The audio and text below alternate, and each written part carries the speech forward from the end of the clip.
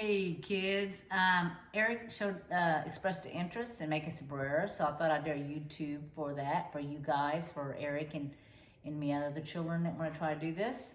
I'm doing part one, which is the peppers. I'm gonna do this like a couple days ahead of time because it just saves time.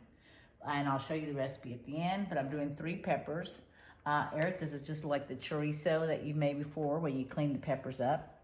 I've got some, I don't know how to pronounce it, guajillo or whatever. I'm Spanish and I should know how to say that, but I don't. These are ancho right here. And this is cascabel. Now cascabel and the guajillo look very similar, so pay attention to the packaging when you buy them. But it's just a lot easier if you just take the scissors and you cut like this and you just take all the seeds out. This recipe calls for 6 of the guajillo, 6 of the ancho, and 10 of the cascabel here. So that's part 1. Hey, tip to part 1. When you buy these peppers, I recommend that you buy them already packaged up. I always usually do. Sometimes in the Mexican places, they'll have it on a bin. They're just not as good. So try to get them in a package. Also, when you're doing this, make sure you're looking to make sure 1% of the time you might see a pepper that's got some mold in it. So you got to pay attention over that. It's very rare, but just pay attention. All right, here you can see that I added all the peppers, the onion, the tomatoes, the cinnamon stick, and the spices that are in the recipe, and covered it up with some water. And then I'm fixing to boil it and until it simmers, and then just turn it off. Okay, this is all the stuff that was simmering. I'm going to let it cool, and then I'm going to put it in the blender. I want to use something that's colander like this so it can catch all the seeds and all the spices, because you don't want to lose any of that. And then you put it in here. And I'm going to add some chicken broth. I think we're going to add some chicken broth and apple cider per the recipe, the ingredients. Okay, so I'm liberally salting the meat that's cut up. And I have a bone, if you can get a piece of bone with the short ribs. Here's a short rib without the bone, and here's some pieces of chuck here. And it'll tell you the amount on the recipe, but I'm salting it very liberally here right now. Anyway, look at these lovely pieces of meat. Don't they look beautiful? And I'm going to sear this meat in just a few minutes. All right. If I was whispering before, it's because people are sleeping in this house, so I have to keep my voice down. Okay, so I put this in the Vitamix because I really want to get it all blended, very nice, puree, smooth. So here we go. Gotta stir. All right, look at this. Looks beautiful.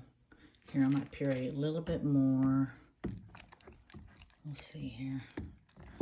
Looks, and it smells so good. Over here, I like to use grapeseed oil because it's real good in searing meat. You can make the oil really hot. So, hold on a second. Here we go. I'll put this bone in there first. Now that I've seared my meat, I'm stacking it back in here again. I'm going to pour the sauce on. All right, so my meat's in there. My sauce is on top. I've got 2 cups of chicken broth. You can tell it's pretty high. So I like to do it in a Dutch oven. And I'm going to stick it in the oven at 300 degrees for 3 hours. As soon as I see it starting to bubble up a little bit here on the stove, I'm going to go ahead and put the lid on.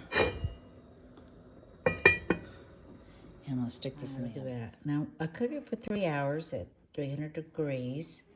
And then what I do is I just turn the oven off. Let it sit in there for another 30 minutes. Then I take it out and just let it sit on the countertop for like another couple of hours. So let's check this out. Oh my, oh my, oh my, oh my. Look at this. Oh, that's the rose. Oh my, oh my. I'm trying to find one of those. Oh my, here's one of the I put gloves on and put an apron on because if this thing spills. Okay, let's get down to the bottom here. Let's check. I'm trying to find one of these bones here that I have down. Oh, I feel it. Oh, where are you? Oh, oh, here we go. Here we go. All right, so let's see. Oh, yeah, look at that. Oh, yeah. You see that? See that?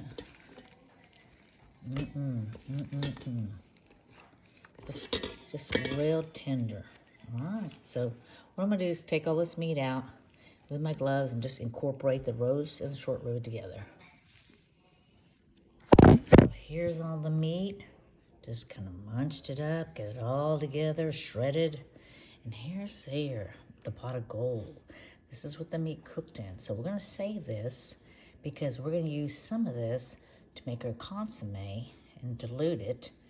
And we're gonna use some of it for dipping the tortilla in when we put the meat in. Anyway, I'll show you. Okay, so I'm gonna take the tortilla. I pull some of that sauce out that I cooked, and then I'm gonna throw it over here. See another one? Like that. I'm gonna let it fry for a minute, and then we're gonna flip it. I like to use a spatula because they get kind of soft and being dipped on that sauce. So there. Then I put a little bit of meat. Put some meat on here. My dad likes lots of meat, but you can only do so much meat because you got to fold these things over.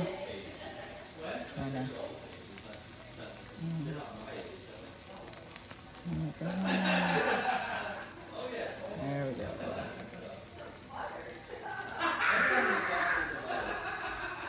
There we go. I'll put some cheese on there. Hey, he's about to claw the door down. Yeah, I know.